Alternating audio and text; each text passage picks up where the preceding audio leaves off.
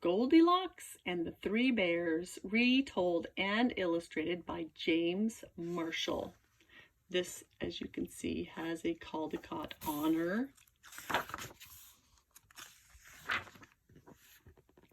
Once there was a little girl called Goldilocks. "What a sweet child," said someone new in town. "That's what you think," said a neighbor.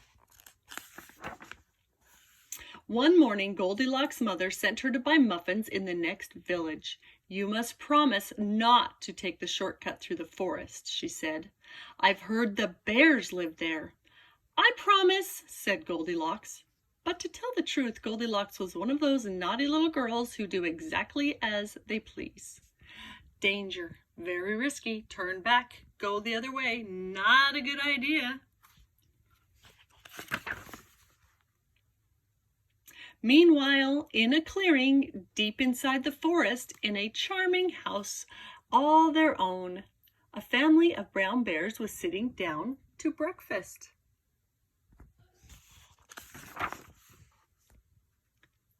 "Patooey!"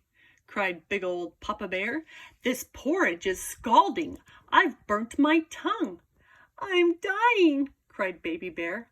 "Now really," said Mama Bear, who was of medium size, "that's quite enough." "I know," said Papa Bear. "Why don't we go for a spin while the porridge is cooling?"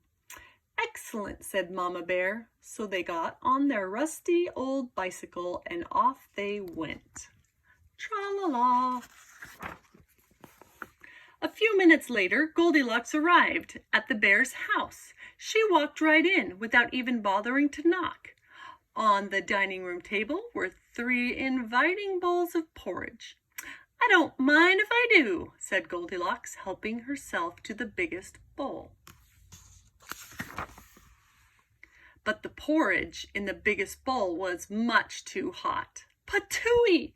cried Goldilocks, and she spat it out.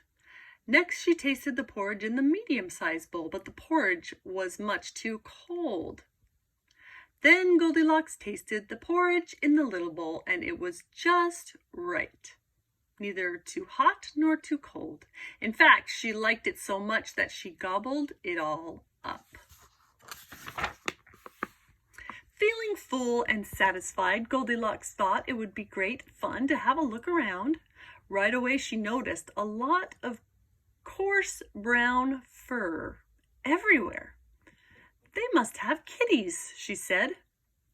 In the parlor there were 3 chairs. "I don't mind if I do," she said, climbing into the biggest one, but the biggest chair was much too hard, and she just couldn't get comfortable.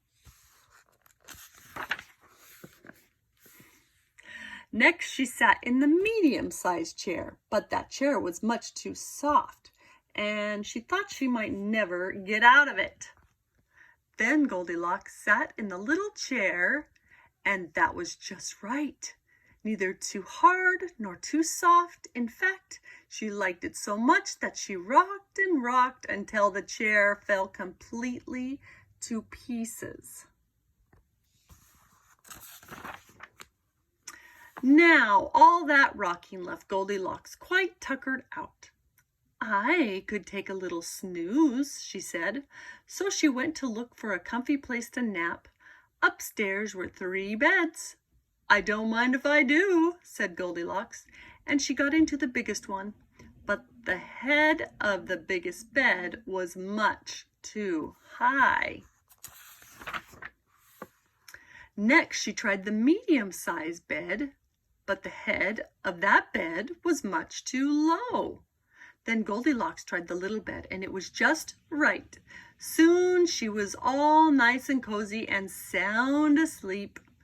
She did not hear the bears come home.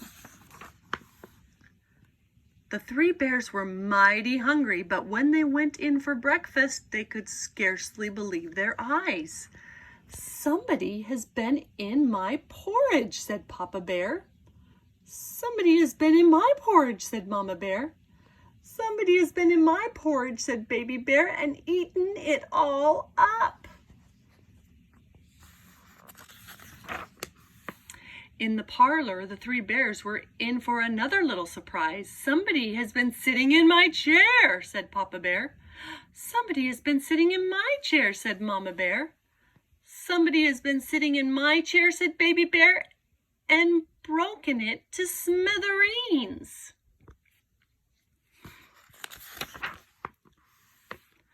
The three bears went upstairs to tiptoe, not knowing what they would discover.